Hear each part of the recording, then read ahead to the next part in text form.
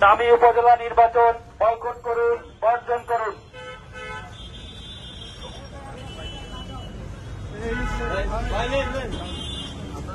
উপজেলার ভোটার বাংলাদেশের উপজেলা নির্বাচন বর্জন করুন। উপজেলা নির্বাচন বয়কট করুন, বর্জন করুন।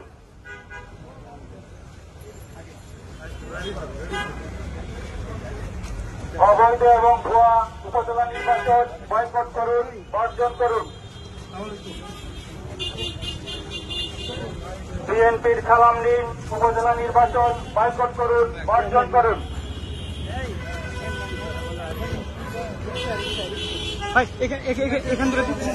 তারেক রহমানের সালাম নিন, উপজেলা নির্বাচন বয়কট করুন, বর্জন করুন। ভুয়া উপজেলা নির্বাচন বয়কট করুন, বর্জন করুন।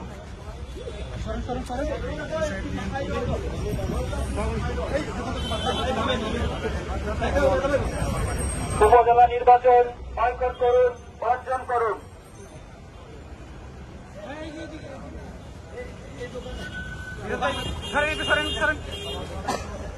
দামি উপজেলা নির্বাচন বয়কট করুন, বর্জন করুন।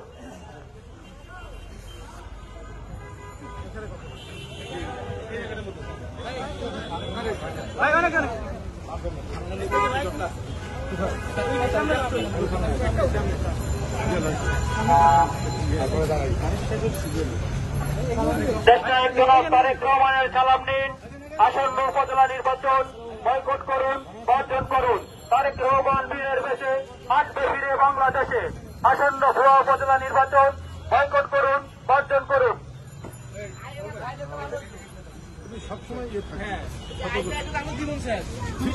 উপজেলা নির্বাচন বয়কট করুন, বর্জন করুন। দেশনায়ক জনাব তারেক রহমানের সালাম নিন, উপজেলা নির্বাচন বয়কট করুন, বর্জন করুন। বিএনপির সিনিয়র যুগ্ম মহাসচিব অ্যাডভোকেট তরুণ কবির ইসলামের সালাম নিন, আসন্ন উপজেলা নির্বাচন বয়কট করুন, বর্জন করুন। দেশনেত্রী বেগম খালেদা জিয়ার সালাম নিন, আসন্ন উপজেলা নির্বাচন বয়কট করুন, বর্জন করুন।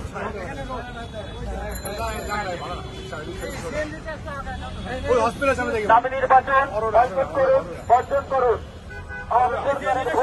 উপজেলা নির্বাচন বয়কট করুন, বর্জন করুন।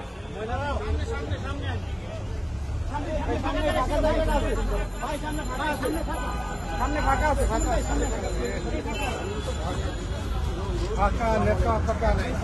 নেতা ফাঁকা নাই, আপনারা চলছে বাইরে ছবি দেখি জিনিসটা কি হোটেল তো মানুষ দাঁড়াতে পারবে আরো লোক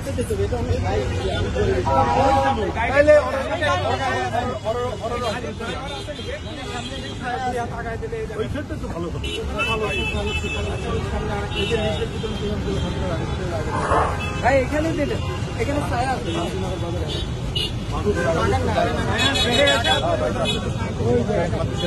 উপজেলা নির্বাচন বয়কট করুন, বর্জন করুন। আসন্ন দাবি উপজেলা নির্বাচন বয়কট করুন, বর্জন করুন।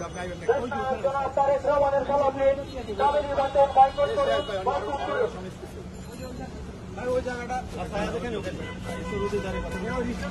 আওয়ামী সরকারের ভুয়া এবং দাবি নির্বাচন বয়কট করুন, বর্জন করুন।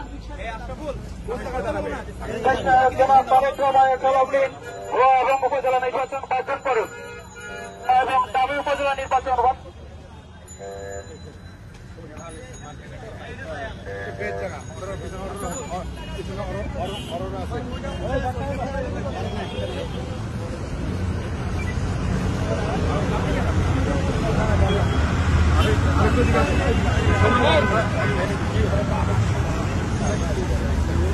এখানে থাকবে।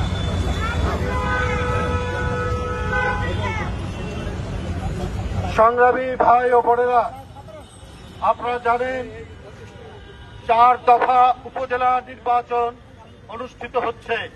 এই নির্বাচন সম্পূর্ণরূপে ভুয়া জালিয়াতির নির্বাচন। এই নির্বাচনে জনগণের কোনো ভূমিকা নেই। এই নির্বাচন সম্পূর্ণরূপে একটি জনগণকে প্রতারণা করার নির্বাচন। তারা নিজেরা নির্বাচন করছে। আপনারা জানেন এই নির্বাচনে একজন বলছেন কেউ যদি আমার প্রার্থীর বিপক্ষে ভোট দেয় তাকে এলাকায় থাকতে দেব না, কারো হাত পা ভেঙে দেব, এই ধরনের কথা এই উপজেলা নির্বাচনে তারা করছে। কারণ আজকে যারা ক্ষমতায় আছেন তারা দখলদার সরকার, তাদের জনগণের কোনো ম্যান্ডেট নেই, তারা জনগণের ভোটে নির্বাচিত নয়, তাই জনগণের ভোটের তাদের দরকার হয় না। শেখ হাসিনা যাকে পছন্দ করবেন সেই হবে উপজেলা চেয়ারম্যান।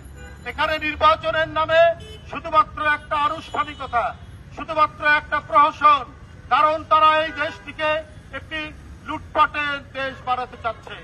আজকে হাজার হাজার কোটি টাকা পাচার করছে তারা, এই আওয়ামী লীগ এবং তাদের ঘনিষ্ঠ জনরা, তারাই আজকে পাচার করছে। বন্ধুরা আমার, আজকে দুবাইয়ে 394টি বাড়ির খবর পাওয়া গেছে, অত্যন্ত না খুব দামি বাড়ি, 643টি সম্পদের আজকে সংবাদ ছাপা হয়েছে। এরা কারা?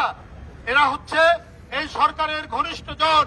তারা এই যে ব্যাংক লুট করেছে, এই যে দেশের সম্পদ লুট করেছে, এই যে ফ্লাইওভার পদ্মা সেতুর টাকা লুট করেছে, এই টাকা দিয়েই তারা আজকে দুবাইয়ে বাড়ি বানাচ্ছে, সেই সংবাদ আজকে প্রকাশিত হচ্ছে। এটাও আর লুকিয়ে রাখা যাচ্ছে না, এইটা প্রতিষ্ঠিত, এইটা আজকে বাংলাদেশের মানুষের কাছে প্রচার হচ্ছে। আজকে একের পর এক ব্যাংক লুট হয়ে ব্যাংকগুলো ধসে গেছে। এখন একটি ব্যাংক আরেকটি ব্যাংকের সাথে মার্জ করার জন্য নির্দেশ দিয়েছে সরকার। কই মন্ত্রীদের নামে, এমপিদের নামে আপনারা ব্যাংক দিয়েছেন, জন্য তারা এই ব্যাংক দিয়েছে, সেই ব্যাংকগুলো আজকে লোপাট করে দিয়েছে। এখন সরকার ভালো ভালো ব্যাংকের সাথে এই সমস্ত আওয়ামী লীগের লোকদেরকে যে ব্যাংক দিয়েছিল, যেগুলো আজকে খালি হয়ে গেছে, সেগুলোকে এখন মিশিয়ে দিতে চাচ্ছেন, মার্জ করে দিতে চাচ্ছেন। এইভাবে তারা জনগণের টাকা, জনগণের সম্পদ তারা পাচার করেছেন, লুটপাট করার সুযোগ করে দিয়েছেন। তাই সমস্ত বাংলাদেশের ব্যাংক যারা নিয়ন্ত্রণ করে, সেই কেন্দ্রীয় ব্যাংক বাংলাদেশ ব্যাংক, সেই বাংলাদেশ ব্যাংকের ভিতরে কি হচ্ছে এইটা বাংলাদেশের মানুষকে জানতে দেওয়া হচ্ছে না। সেখানে বিধি নিষেধ আরোপ করা হয়েছে সাংবাদিকদের উপর, তারা ওই ব্যাংকের ভিতরে ঢুকে তারা যেন কোনো খবর না জানতে পারে, এই অবস্থা তারা করেছেন। এটা আপনারা সবাই জানেন। একজন বিখ্যাত অর্থনীতিবিদ বলেছেন যে বাংলাদেশ ব্যাংকের ভিতরে একটা বড় ধরনের নাশকতা হয়েছে। গত পরশুদিন থেকে বাংলাদেশ ব্যাংক থেকে পাচার হয়ে গেছে, বাংলাদেশ ব্যাংকের কোড হ্যাক করে সে পাচার হয়ে গেছে। এর কোনো উত্তর নেই, এই উত্তর দিতে পারে না সরকার, কারণ নিজেদের লোকদেরকে, নিজেদের মানুষদেরকে লুটের সহযোগিতা করার জন্য তিনি আজকে এই অবস্থা তৈরি করেছেন। আজকে বাংলাদেশের টাকা নেই, আজকের যে রিজার্ভ, যেটি দিয়ে আমদানি করা যায়, যেটি দিয়ে ব্যবসা বাণিজ্য হবে, যেটি দিয়ে উন্নয়ন হবে, সেই টাকা এখন শূন্যের দিকে চলে আসছে আস্তে আস্তে করে। এর কি জবাব দিবেন শেখ হাসিনা? এর জবাব তিনি দিতে পারবেন না, কারণ তার লোকেরাই এই লুটপাট করেছে। আজকে অভাবী মানুষ ঠোঙাই করে, কাগজের ঠোঙাই করে কোন রকমে কয়েকটি শাকসবজি নিয়ে বাড়িতে যায়, মাছ কিনতে পারে না, মাংস কিনতে পারে না। এটা বড় মৌসুম, ধান কাটার সময় 1 মণ ধান বিক্রি করে 1 কেজি গরুর মাংস কেনা যায়। এই শেখ হাসিনার আমলে এই পরিস্থিতি এখানে তৈরি হয়েছে। বন্ধুরা আমার, চারিদিক থেকে ব্যর্থ এই সরকার, এই সরকার সম্পূর্ণ ব্যর্থ হয়ে গিয়ে এখন গোটা জাতিকে ফতুর করার জন্য একের পর এক আর্থিক খাত, সামাজিক খাত, প্রত্যেকটি খাতে এখন প্রচন্ড নৈরাজ্য বিরাজ করছে। শিক্ষা খাত, আপনার জিপিএ প্লাস আর জিপিএ কি গোল্ডেন প্লাস, এগুলোর ছড়াছড়ি আগে আমরা কখনো দেখিনি।